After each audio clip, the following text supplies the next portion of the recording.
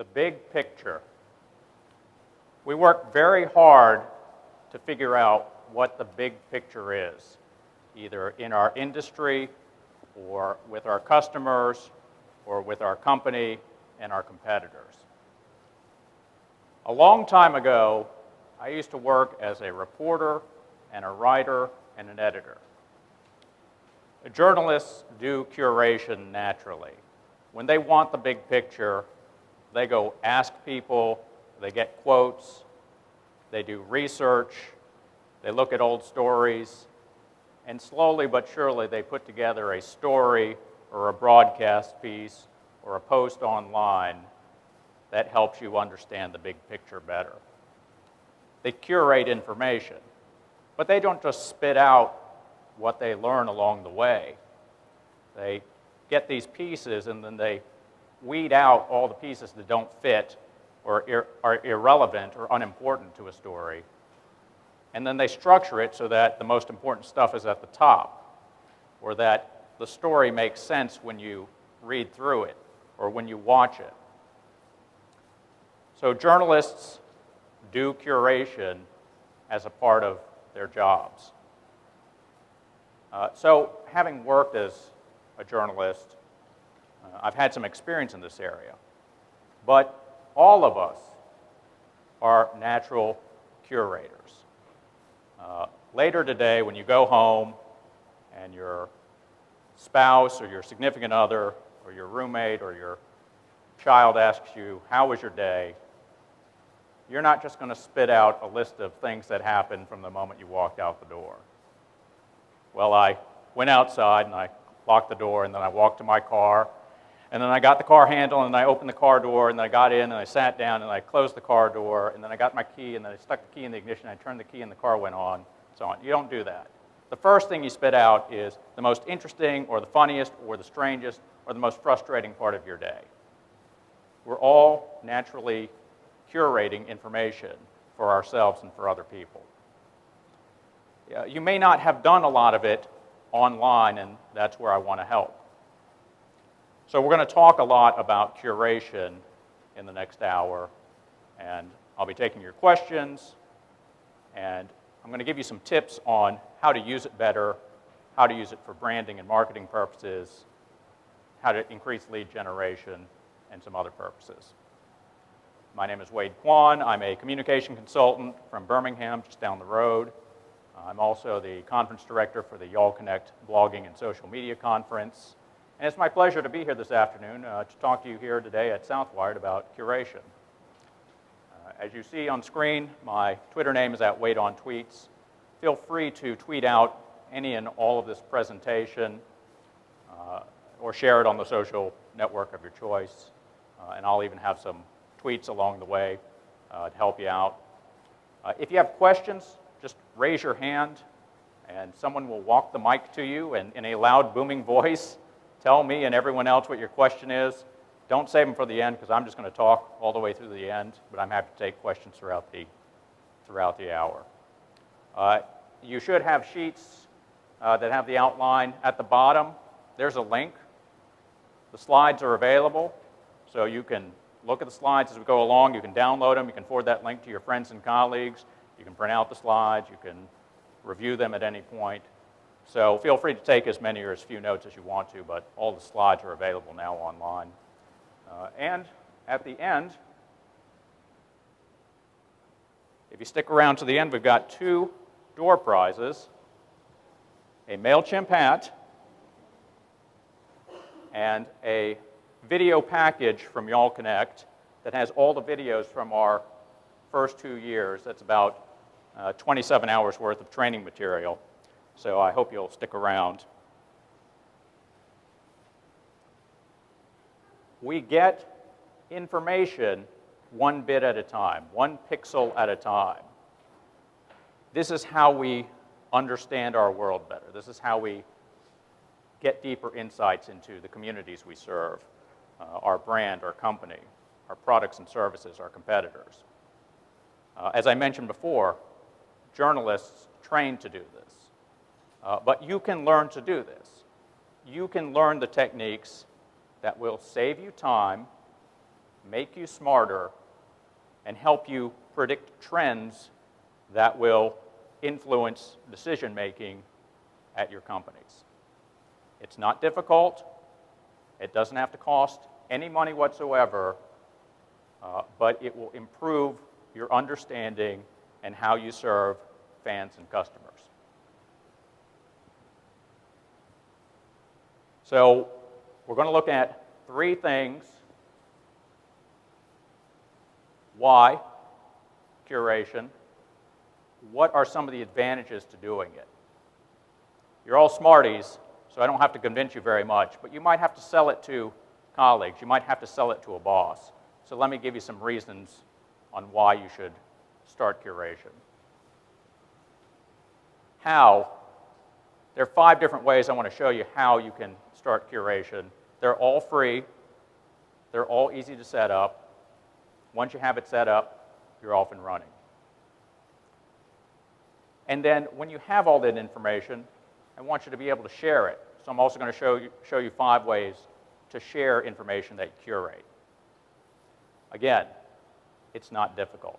If I can do this, any of y'all can do this.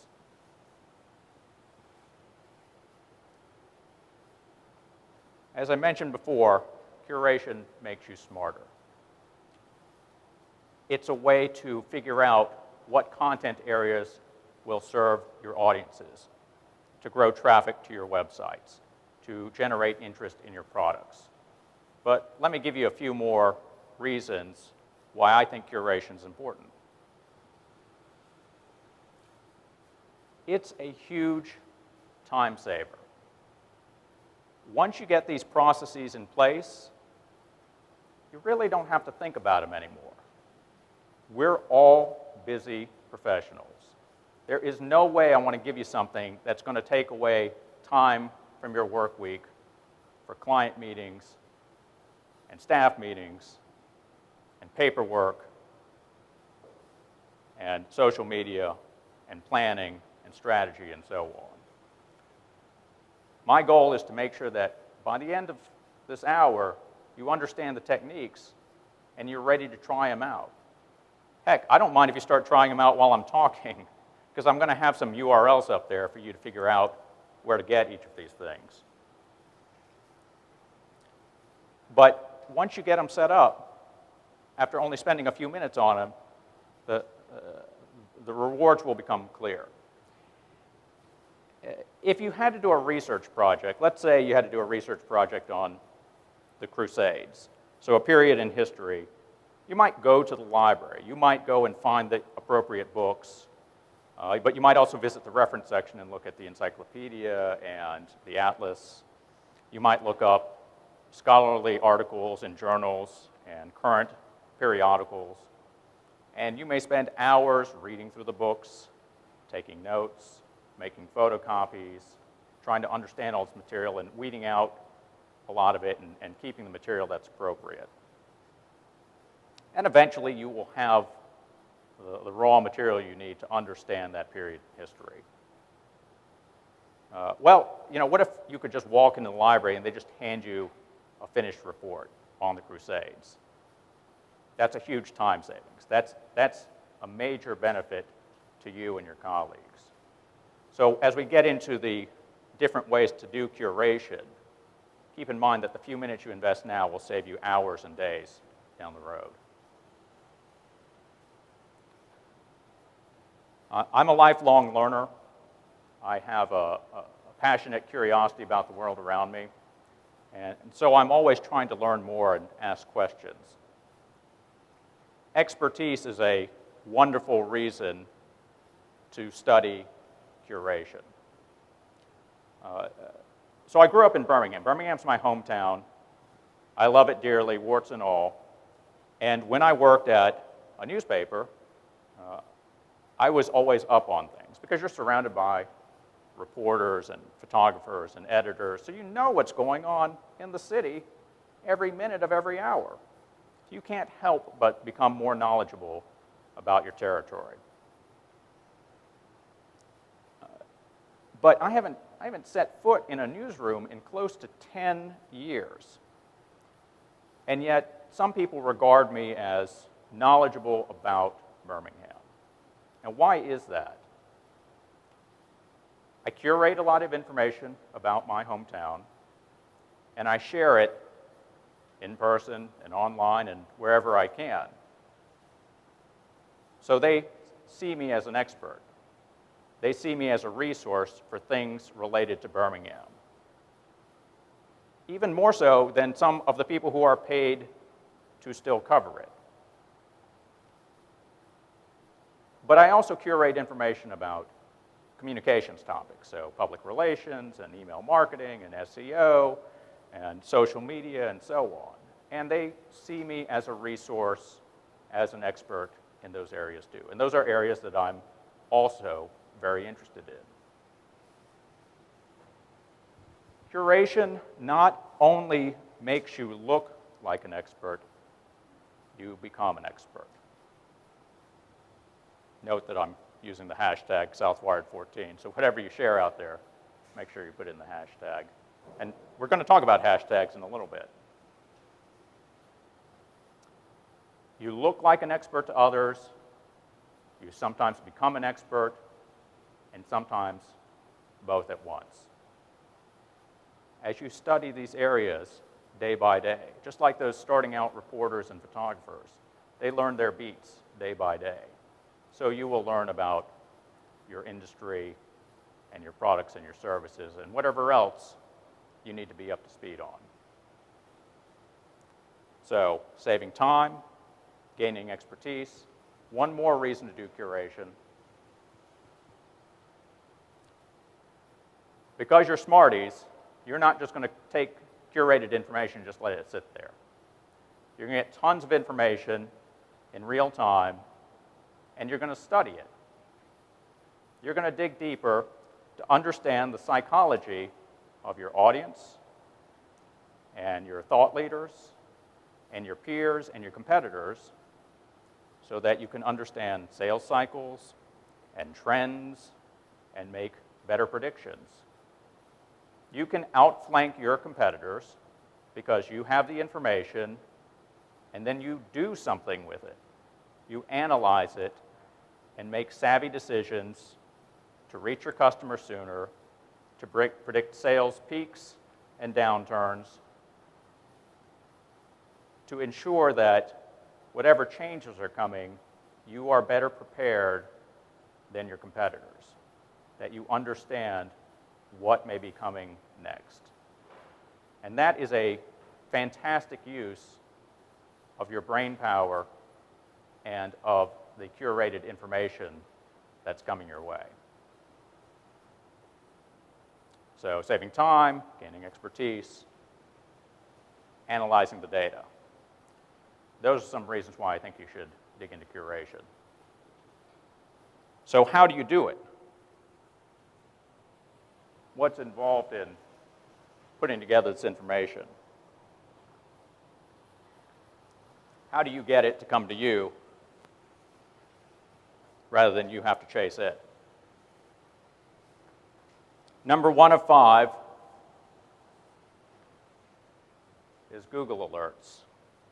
We might as well start with our overlord and master, Google. Google.com/alerts will take you to Google Alerts. I've been using them for years. They're free, they're easy to set up, and you can do reputation management, you can see real-time information, you can see different channels. It's a fantastic tool. And you can customize how often you get them, so several times a day, once a week. If they come from news items, from blog posts, from videos, what language, what country, how many results you're going to get, what email address you want it sent to, or if you want it set up as an RSS feed. Once you sign up, you can change it, you can unsubscribe, you can make the options work for you. As you type in your search terms, keywords, Boolean operators, it'll give you a sample output, so you'll even see what kind of results you might get based on your search terms. So if I were to search the phrase all about that base and had Google email me the results, day one sends me the results of blog posts, news items related to the song. Next day, sends me another email with more results. Day after that, sends me another email with more results related to it. If you were to set up a Google alert with your company's name and your competitors' names, a Google alert with the name of your products, or the name of your CEO, or your own name. This is how you start to do reputation management, because you know what people are saying about you. And you can get those alerts as fast or as slow as you want. So you can set up 1 alert, 10 alerts, 100 alerts. Very easy. But I've been using them for years, and it's because it's so flexible, and because instead of me scouring Google, Google's going to scour the entire internet for these key phrases and send it directly to me.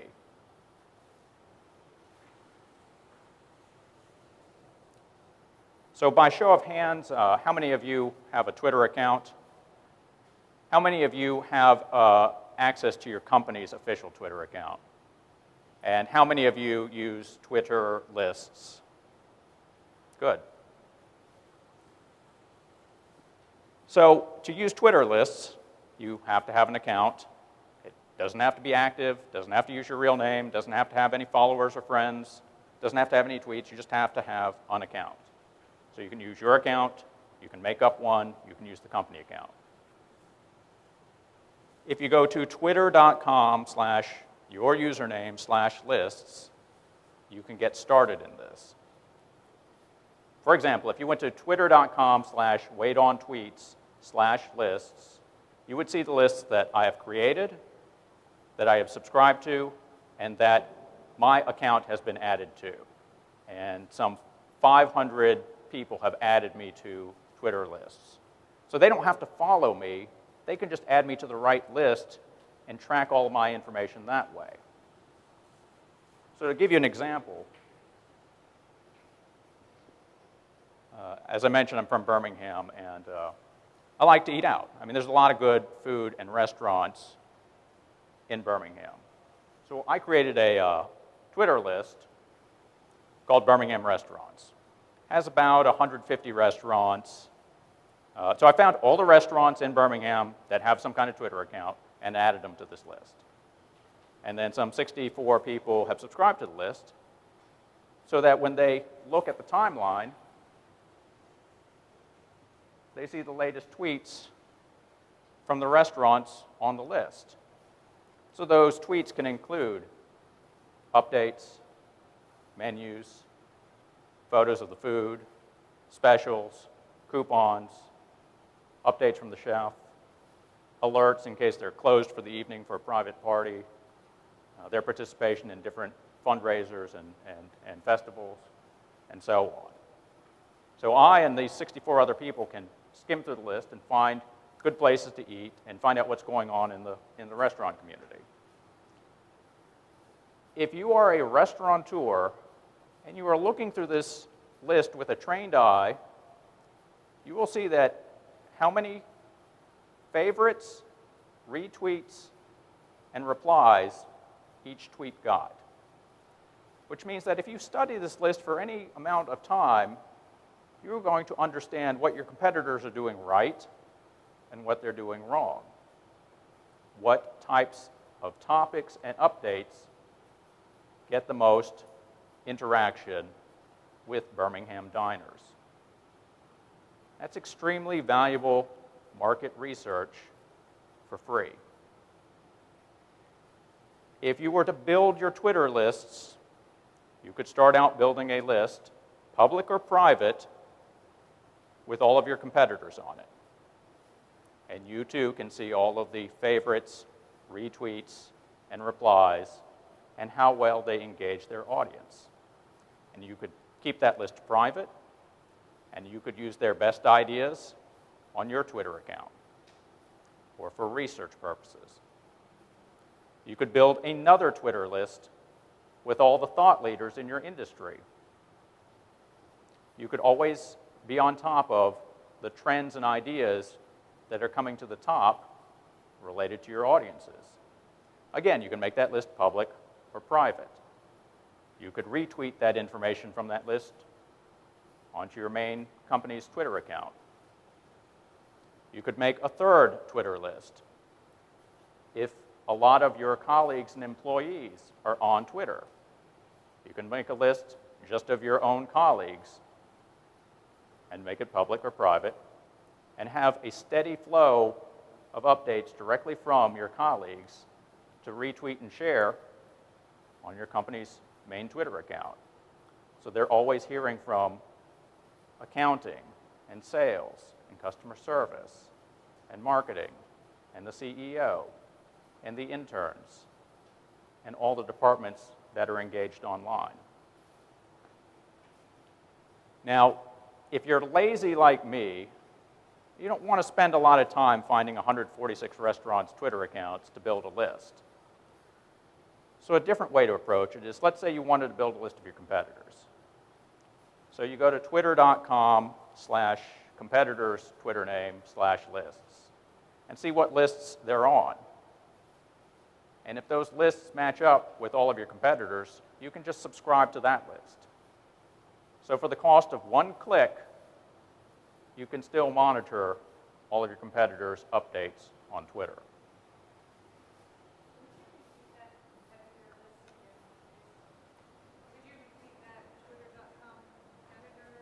Yeah, so she was asking about the URL. twitter.com/username/lists. So it can be your username, it can be your company's username, or the username of your competitor, anyone you want, all publicly available. That's a good question. So you don't have to build the list if you don't want to. If you go find the lists, you can just subscribe to the ones I already built for you. You can monitor them at any time. You can get all of this information. By the way, I'm a big fan of Twitter. But if you don't use Twitter, that's okay, because we can also talk about Facebook. Facebook has a similar feature, Facebook interest lists. If you go to facebook.com/add-list, you will see this feature. Again, this is free. If you have a Facebook account, it can be your real account, it can be a fake account,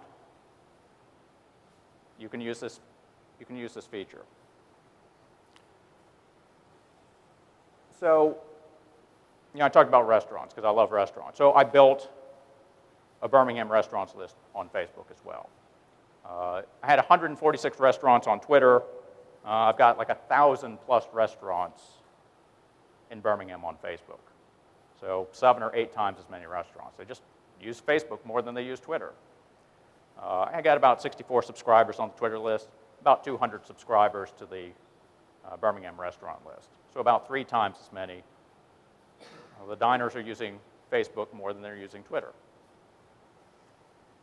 You scan down that list of updates from restaurants.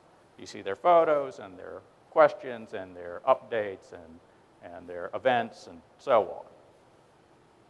Again, a restaurant owner studying that list will see the number of likes, shares, and comments that every Facebook post got.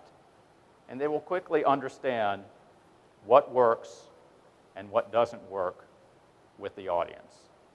It could be timing, it could be type of media, it could be phrasing, it could be repetition, it could be any number of factors.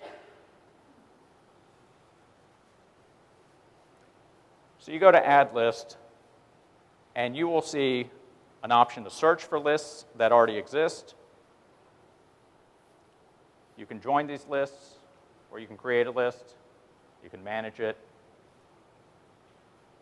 So again, you could create a Facebook list with all of your competitors on it.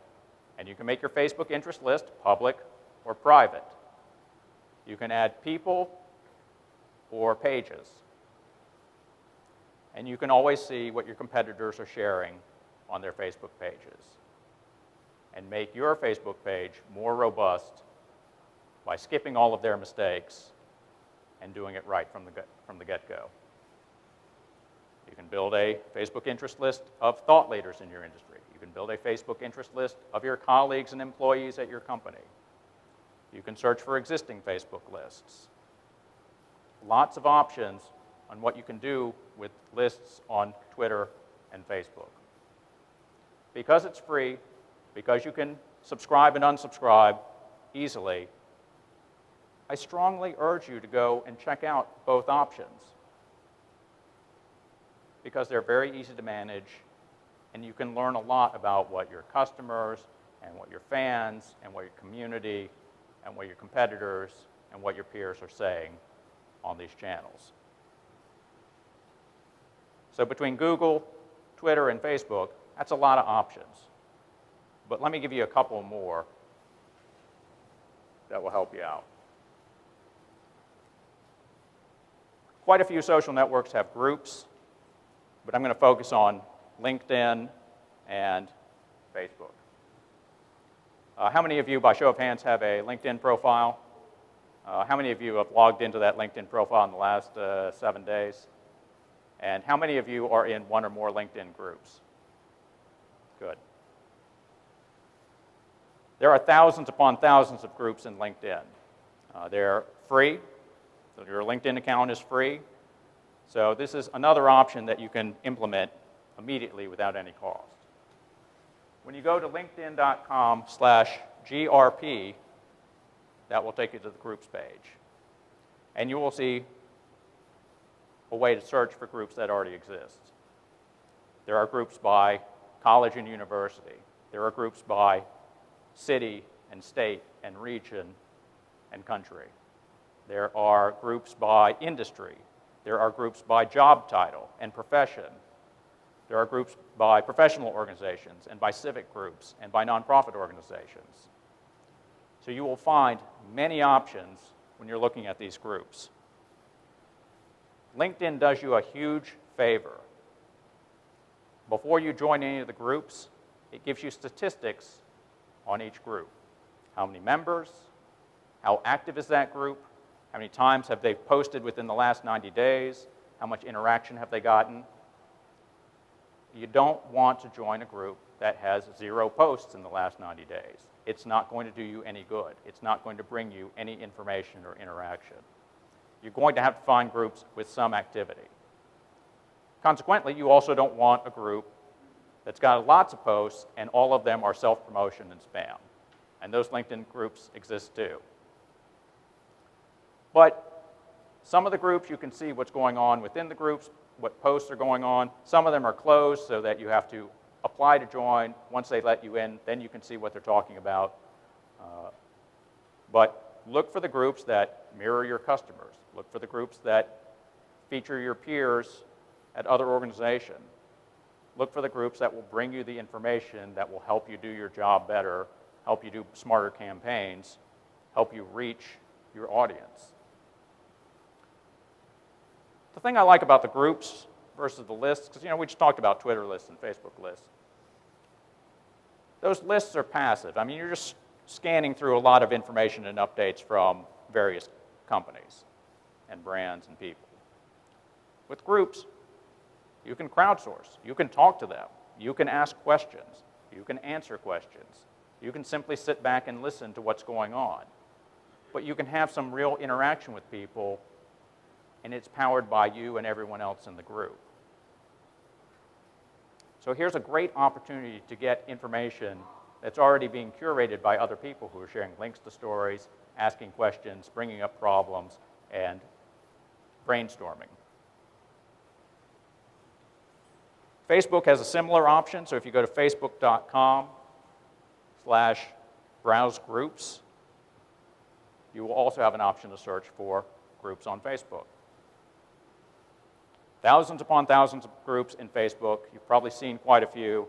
Sometimes they're based around hobbies, interests, communities, sports teams, but also around professions, industries, products, companies, professional organizations, and so on. So the same options in Facebook. You can go and look for groups to join. You can sit back and listen. You can participate. You can create a group, just like you can create groups in LinkedIn.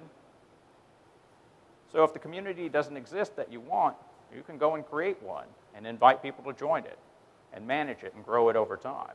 Sometimes those are the best groups because you have full say as to what goes in and what goes out, and you're able to use that knowledge appropriately. Lots of group options, lots of chances to interact with people that aren't even in your direct network.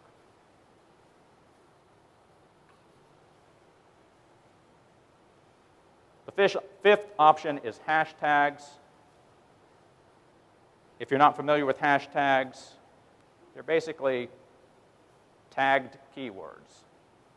You have the hashtag symbol or the pound symbol, and then a keyword or a phrase.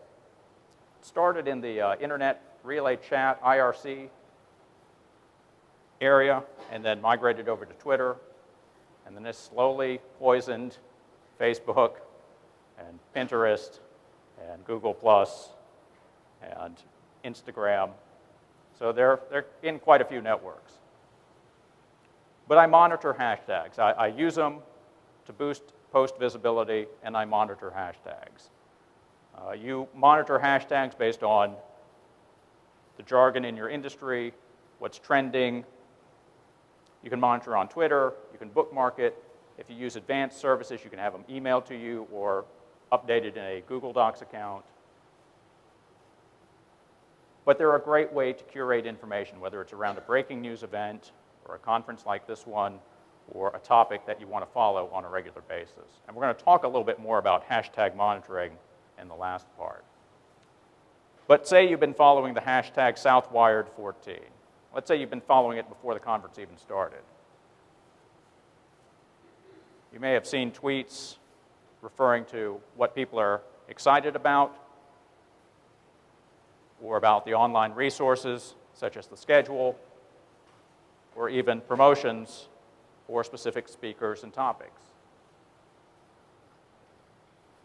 Whether you're here in this room or on a different floor or not at the conference at all, you can dial into that hashtag and see what people are sharing from this conference. SouthWired here in Atlanta, 14, focused on this year's conference as opposed to last year's conference or next year's conference. One good thing about hashtags is the conversation's wide open, which means that people can participate in it whether they're on your curated lists and groups or not. So here's a chance to get a sense as to what's going on in the wider community. That also has the potential for abuse, but if you know how to filter it out, it's not going to be a problem most of the time. So Google alerts, Twitter lists, Facebook interest lists, groups, and hashtags. 5 different ways to curate information. Curation begins with collection, and it's so easy. All those options I mentioned are free. All of those options can be set up in a couple of minutes. You can tweak them, you can unsubscribe from them, but they'll bring you lots of relevant information about the topics that you are interested in.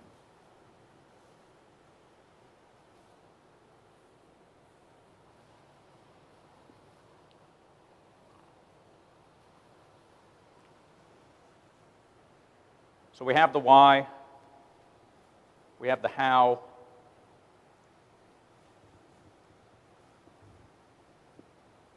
make sure that you share what you learn through curation. Sharing helps build your community and your audience. It elevates your reputation as a resource and an expert. You're going to have tons of information to share. Some of it may end up being proprietary, but I bet a lot of it is stuff that you can share right now. This is how you become more attractive through content curation and digital outreach. So let me walk you through 5 ways to share this information that you curate. How many of you have a blog on your company website? And how many of you either post to that blog or help maintain that blog? That's fantastic. That blog is your home base. Yeah, you can share it on Facebook and LinkedIn and Twitter and Instagram. But the blog, your company website, that's where you have full control. Facebook changes algorithms and design, seems like every other week, and it drives me nuts. The rules are always changing in those other sandboxes. But on your website, you get to control what you post. You get to control the conversation. You get to control how you respond. You get to control how long posts stay up there, hopefully for a long time. The more you add to your website, the better your search traffic, the better your SEO, the better your value to fans and casual customers and potential customers and so on. All this information that you're bringing in and curating, you can share it in a blog post. You can share interesting videos and links to articles and analysis and summaries and whatever else that you can conceive. And as a parallel to that, you can also share that information in your email newsletters. You might share the exact same thing you share in your blog. You might share a digest or a teaser to different blog posts. You might share some exclusive information to reward your email subscribers because they took the time to sign up and read your stuff. But I always start with the blog and email when I want to share curated information. It's easy for me to share it on Facebook. It's easy for me to share it on Twitter. But I have to think back about how I want to build value and equity into my website, into my blog. And so I want to make sure that I'm curating and sharing information on my home base in my blog. A tool that I use fairly frequently is Storify. It's an excellent publishing tool, and it's free. You go to storify.com, you get a free account, and you can begin creating posts immediately.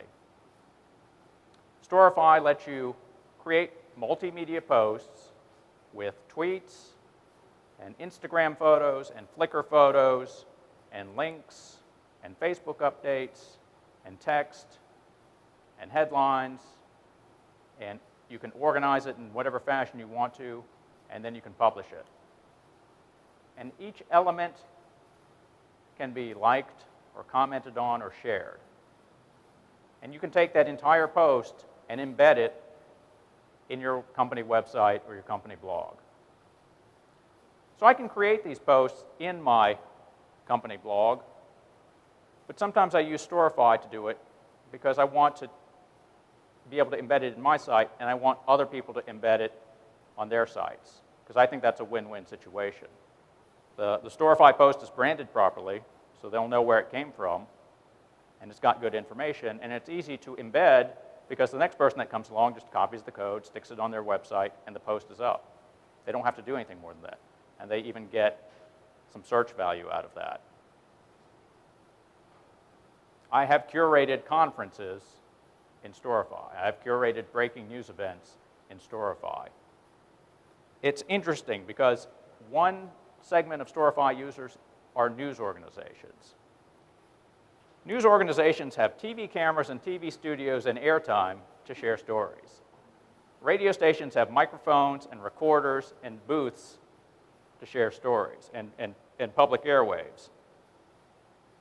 Newspapers, magazines use Storify. They have publications and websites of their own. Web outlets use Storify. They have their own website to share this on. TV stations have YouTube to share stories on. But a lot of them still use Storify. And it's just because it's so easy, and because it's a different social network, and because they know people can embed those stories as well.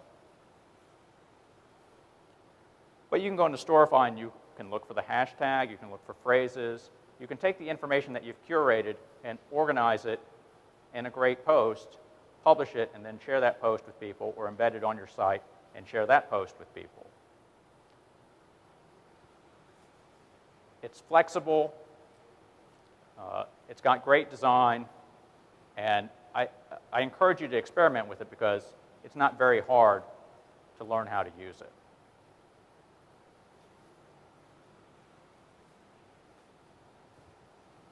I've been pinning for a number of years on Pinterest. It's a fantastic tool. It's free. And it's a great way to share a lot of visual information. You have to think visually because, of course, some of the information you curate from websites, blog posts, etc., have to have a visual component, be it a photo, illustration, GIF, chart, graph, or a video. There has to be something on there for Pinterest to latch onto. And I've tried to pin posts that have no visual element. It doesn't work. But if you are good at pinning, and you're good at finding visual information and organizing it, you can attract a completely different reader segment, and you can show off in a completely different fashion all of the information you've found. I've pinned things for fun, and I've pinned things that are news-related and communication-related. For instance, I've pinned all the commercials that have been shown in a Super Bowl, because every pin, you can click on it and immediately play the video. And you can scroll through and find the videos or commercials that you're interested in. And then you can repin those commercials, or you can share them, or you can follow the board, or you can comment on an individual commercial. And based on the number of likes and comments, I knew which commercials were the most popular among this audience.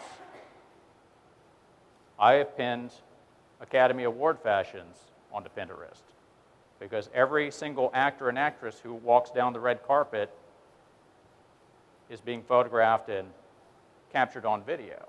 So it's easy to find those and pin them in real time as the event is happening, and people can study and add the pins to their best and worst dressed lists and pin boards. There's a lot of flexibility in Pinterest. So one of our speakers at Y'all Connect this year was Kim Garst. And she was talking about visual content marketing, which is fascinating because I'm terrible at visual content marketing. So I paid close attention because she shared an interesting case study. She knows that the trend is toward images because we take in images more quickly, we respond to them differently than text, and it's a great way for brands to show off and to expand their audience. So one such example was a retailer. She talked about Whole Foods. Whole Foods uses Pinterest. It also uses Facebook and Twitter. But it gets 10 times the results on Pinterest than on Twitter and Facebook. So they are pinning items to their pin boards every day. Now you might think that all they pin are food-related items because they are a supermarket chain. But Kim said that Whole Foods succeeds because their pin boards match the interests of their customers. Yes, their customers are interested in food, but their customers are just like you and me. They're also interested in family life, and nutrition, and exercise, and sports, and communities, and so on. And so they pin relevant information to those pin boards, which grows their audience, gains them fans, and brings more people into the store. So Pinterest is an opportunity for you to think beyond what you normally do in creating a blog post, or sharing something on Facebook, or sharing something on Twitter. Behind me you see a pin board all about that base. A fun way for someone to show off their interest in an artist and a song in a colorful way.